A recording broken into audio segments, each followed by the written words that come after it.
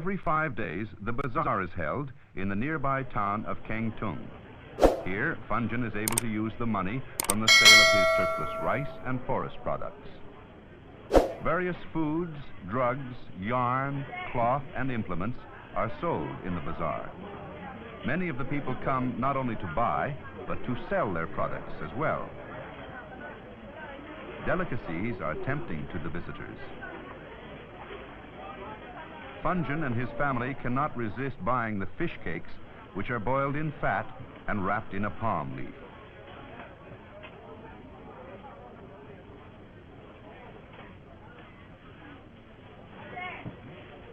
It's pleasant for the family to stroll through the town on these market days and perhaps visit the Buddhist temple. The people of Burma are predominantly of the Buddhist religion. Shrines and temples can be found in all the towns and villages. Kengtung is a very old town. This area of Burma is still ruled by an active prince called the Soboji. Many different tribes are gathered under his rule. Belong to the Ika tribe.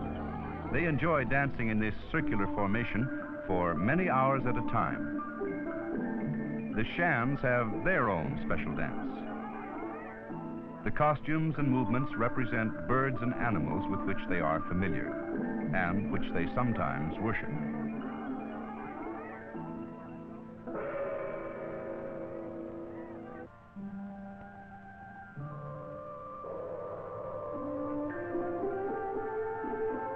The knife dance is performed only by the most skilled and respected men of the village.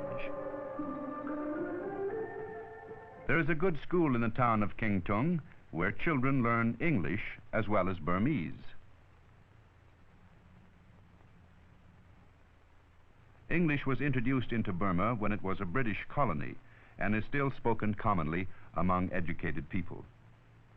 Not all of the children in Burma have a chance to go to school. But even so, the children of Burma are comparatively well off. The country is not overpopulated. These youngsters will find enough food to eat and jobs to work at.